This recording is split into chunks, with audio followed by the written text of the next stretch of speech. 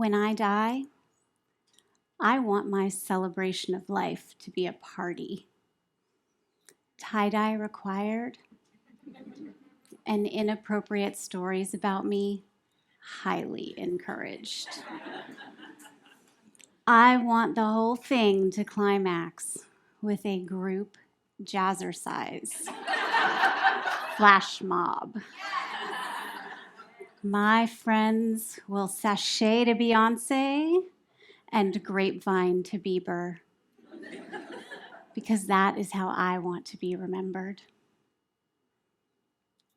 Like most 30-somethings, I hadn't given much thought to my own mortality until one day, after months of unrelenting pain, pressure, and fatigue, I found myself face to face with an oncologist. She proceeded to tell me that a tumor had grown through my rectal wall and implanted itself in my vaginal nerves. From there, it had spawned 7 tumor babies that were covering 80% of my liver. You have stage 4 rectal cancer.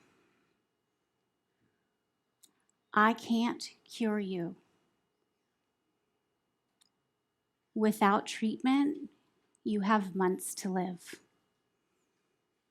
We can greatly extend your life with chemotherapy. The doctor goes on discussing statistics, prognosis, and treatment options to prolong my life. But in that moment, the last thing on my mind was my own life. I was thinking about the cherub-faced, hazel-eyed, curly-haired 3-year-old daughter who I had waiting at home for me to tuck her into bed. I can't die, I thought to myself. Moms of little kids can't die. So I decided to move forward with chemotherapy, and I will never forget the night of my first infusion. After 7 hours of poison being pumped into my body, I'm at home in bed, curled in the fetal position, protecting my stomach, trying not to vomit. In comes my daughter to throw me a dance party. She is jumping and spinning and showing me her latest moves. And I am doing everything I can to hold back the tears and appear normal. It's the first of countless times that I have tried to appear normal for my daughter.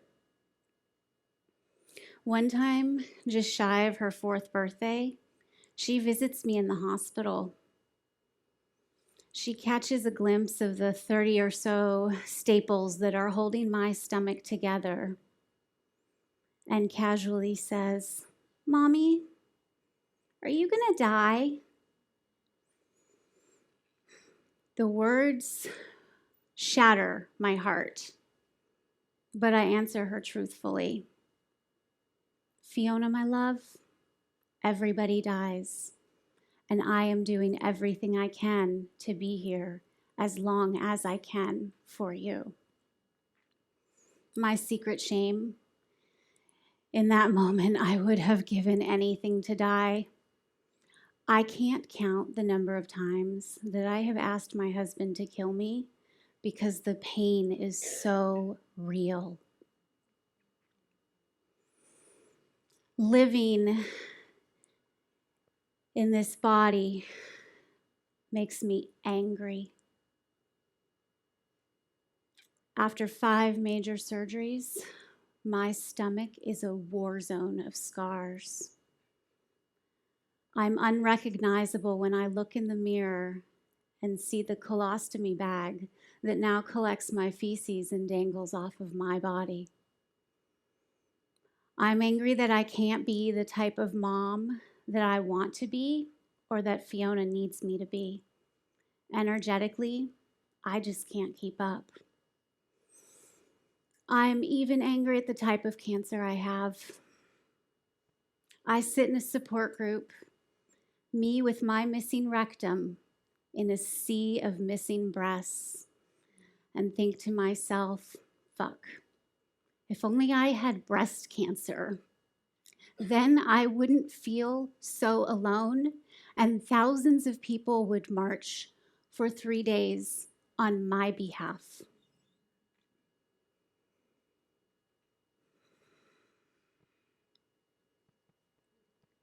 Living in fear and anger is toxic.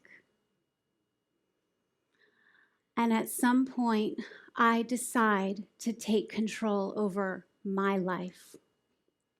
I can't tell you exactly when it happened, but I do know the first time I noticed the switch.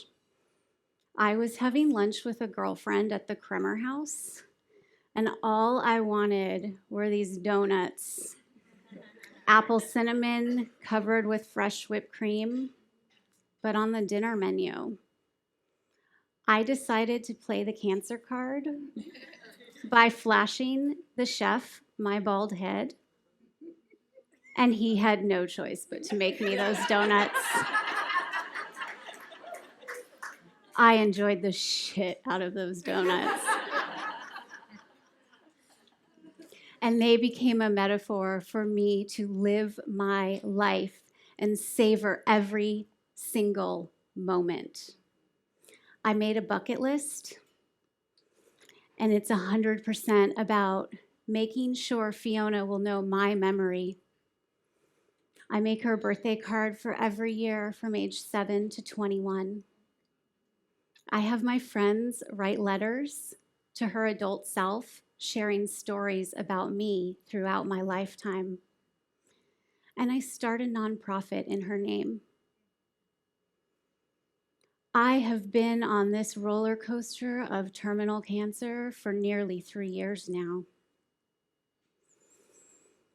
And as I sit here before you tonight, the cancer is still very much alive in my body. It resides in my lungs, my liver, my chest, and my abdomen. But the fact is, we're all going to die. I just happen to know that cancer will likely be the cause of my death. I'm here to tell you that I don't need your pity, your false hope, or your magic cures. If pot cured cancer, I would have been cured 1,000 times over.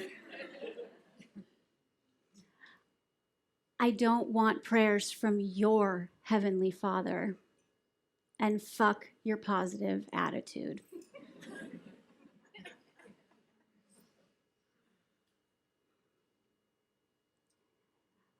Most of the time, I am really happy that my husband didn't kill me all those times I asked him to.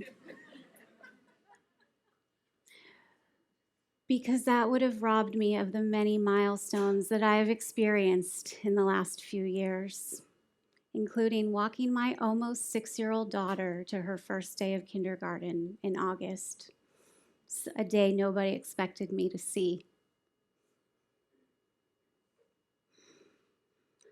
I don't have the luxury of worrying about the future, and I think that makes me a better mom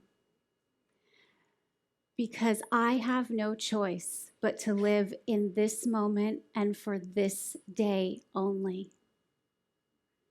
And that is why, on any given day, you will find me singing with my daughter, playing games with my family, dancing at jazzercise, and eating delicious donuts.